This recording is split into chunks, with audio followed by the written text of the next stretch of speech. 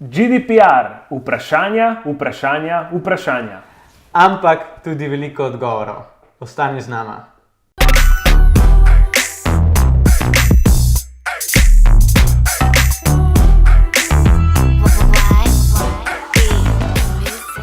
Dober dan, dobrodošli v novi oddaji Point Out Weekly. 58. oddaja je tole, tako da karkoli te zanima v zvezi s to oddajo, lahko najdeš na pointout.si/weekly58. Tako kot vedno lahko to oddajo poslušaš v podcast obliki na iTunes in vseh ostalih agregatih oziroma zbirateljih podcastov, tudi na podcasti.si med drugim. In pa danes z Nejcem govoriva o najpogostejših vprašanjih v zvezi z GDPR-jem oziroma splošno uredbo o varovanju osebnih podatkov. Veliko vprašanj sva na to temo dobila, tako da sva se odločila na neki njih odgovoriti. Še prej pa, preden greva v oddajo, če te zanima, kaj je bilo v prejšnji, govorila sva o recikliranju vsebin na Digitalu. Seveda lahko skočiš, bomo dali en link, hiter klikan, vtipki noter v svoj brskalnik, si jo poglej in potem skoči nazaj v to oddajo. Tako da Nejc, jaz predlagam, da kar začneva s prvim vprašanjem oziroma priložnost zate, da še pozdraviš svoje oboževalke. Živijo tudi z moje strani, ampak ja, gre kar v oddajo. Se pravi, prvo vprašanje, ki ga dobiva zelo pogosto, ko se pogovarjava z našimi naročniki ali potencialnimi naročniki, je, ali moram od obstoječih uporabnikov naročnikov ponovno pridobiti soglasje. Zdaj, ta odgovor ima dve plati. Prva plat je ta, da vam tega ni potrebno, če so bili že vsi potrebni, pomembni dejavniki prej izpolnjeni. Se pravi, če ste vi že zbirali podatke predtem v skladu z GDPR uredbo. Ker v praksi mislim, da 99% podjetij ni temu sledila. Zakaj? Ker seveda ni bilo potrebno. Jih mora sedaj večina pridobiti to soglasje. Tako da vsem tistim, ki jih imate na mailing listi ali na kakršenkoli drugi način zbirate, hranite njihove podatke, boste mogli poslati opt-in, da ponovno opt-in odkljukajo, da se ponovno strinjajo z obdelavo temi podatki po novi zakonodaji. Ja, tako da ker tega verjetno nimate urejenega, moraš to seveda pridobiti od vseh ostalih. Prvo na drugo vprašanje. Ok, drugo vprašanje. Ali GDPR res velja od 25. maja 2018, kljub temu, da ni bil sprejet zakon o varstvu osebnih podatkov ZVOP-2? To vprašanje mi je zelo zanimivo, zato ker sem že večkrat naletel na ljudi, ki so mi trdili, da GDPR pa ne bo veljal, zato ker naš zakon ZVOP-2 oziroma zakon o varovanju podatkov ni bil sprejet. Ampak temu ni tako. Ljudje pozabljamo, da smo del Evropske unije in da zakoni Evropske unije, predvsem pa uredbe, so nad zakoni naše države. Kar pomeni, da tisto, kar je zapisano v GDPR v uredbi noter, velja seveda tudi na slovenskem območju, se pravi v Sloveniji, ne glede na to, ali smo mi sprejeli poseben zakon, ki naj bi dopolnil GDPR, ne sme pa ga spreminjati. Tako da, kljub temu, da to ni bilo sprejeto in pričakuje se, da bo sprejeto šele nekje konec tega leta, morate imeti vse usklajeno v zvezi z GDPR-jem že 25.5. Ok, gremo na naslednje vprašanje. Ali moramo imenovati pooblaščeno osebo za varstvo osebnih podatkov DPO-ja? Glede tega je tako, nekatera podjetja njega morajo imenovati, spet drugim pa to ni potrebno. In tukaj je pomembno povedati, kdaj ja in kdaj ne. V primeru, da vi obdelujete z veliko količino podatkov in od uporabnikov zahtevate zelo veliko podatkov, kot naprimer ime, priimek, naslov, e-mail, telefonska številka in tako naprej. To predvsem velja za neke spletne trgovine ali pa za neke zdravstvene zavode, IT organizacije, telekomunikacijska podjetja. Takšna podjetja morajo imenovati osebo.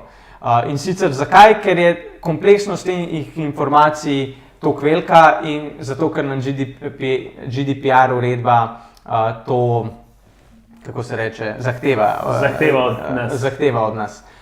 Po drugi strani pa podjetja, ki, če dam samo primer, ima mailing listo in zbira mailing listo z imenom in e-mail naslovom, pa te osebe ni potrebno imenovati. Ja, torej, se pravi, nekateri morajo, nekaterim ni treba. Tisti, ki sigurno morajo, so javni zavodi, razne zavarovalnice, banke in tako naprej, in pa vsi tisti, ki se nekako ukvarjajo ali pa je povezano njihovo delovanje z zdravljenjem oseb oziroma zdravstvom. Bolj natančno, kdo točno more to imeti določeno to osebo, damo lahko en link, kjer je tudi razloženo, če je vaše podjetje oziroma tvoja organizacija tista, ki mora imeti določeno to osebo. Ker namreč neka posebnost je tukaj, ki jo velja poudariti, in sicer vsaka organizacija mora sama pri sebi oceniti, ker so določeni neke smernice, niso pa zelo specifično ali pa natančno določeno za vse organizacije, ali morate imeti ali ni potrebno imeti. Zato se mora vsaka organizacija sama pri sebi to ugotoviti oziroma oceniti, ali ga potrebuje ali ne. In kar je še ena zanimivost, ukolikor oceniš, da ga v tvoji organizaciji potrebujete, potem moraš dejansko vsem tem smernicam slediti od samega začetka, ko je ta oseba imenovana. Tako. In če te osebe v organizaciji nimate, se pravi, če ne morete nekega, ko ugotovite, da je potreben, da bi DPO-ja tudi postavili, kdo bo to v vaši organizaciji, lahko imate drugo rešitev, če tega ne morete narediti, in sicer da najamete zunanjega izvajalca oziroma zunanjo agencijo, ki bo to storila za vas. Tukaj bi mogoče dodal 2 stavka, ker ravno to, kar je povedal Nejc, je izredno pomembno. Zakaj?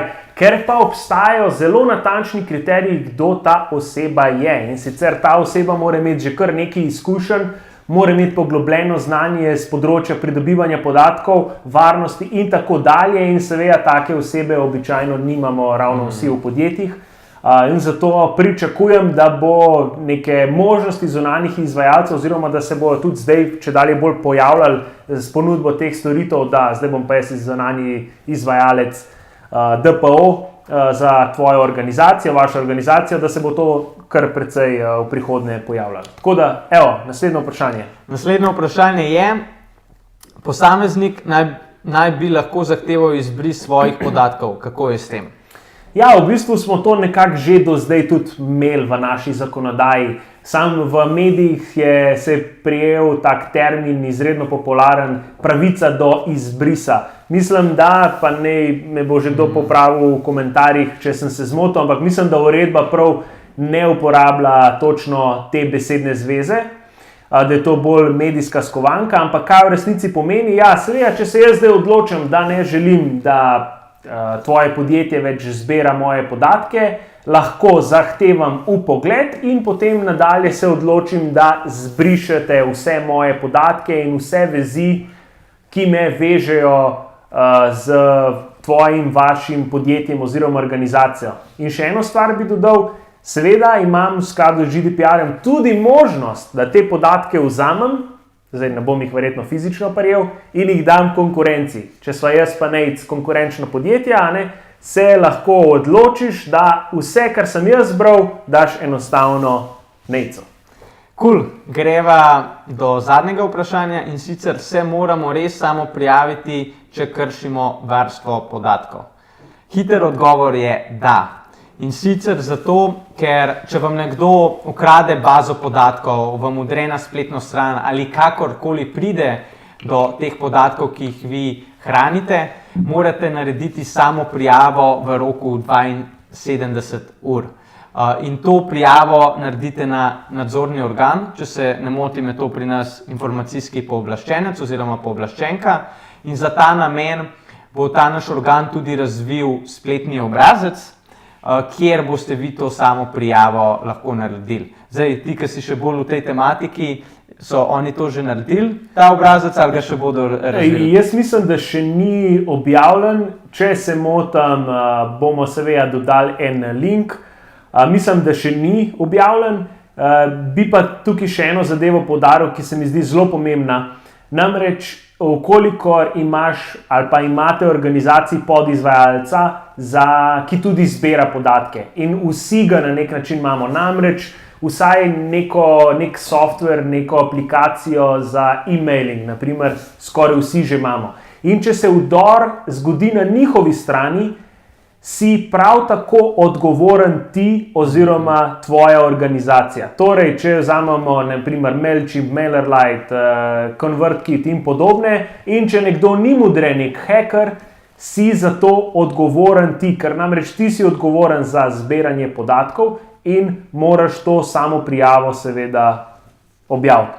Pa še nekaj, vsi te tvoji izvajalci, tako bom rekel, ukolikor imajo neke podizvajalce, te morajo o tem obvestiti vnaprej, vsakič, ko ga zamenjajo. Mislim, da je ravno pred kratkim Google tudi obveščal svoje, predvsem za G Suite, se pravi svoje naročnike, kdo vse so njihovi podizvajalci in v primeru, če so ga spremenili in tako dalje. Cool. S tem smo prišla do konca te oddaje.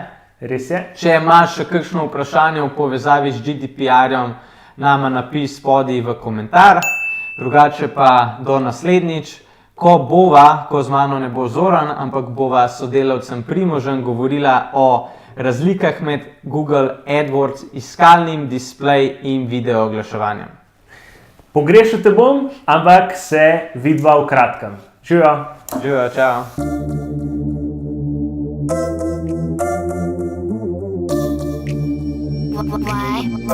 Why?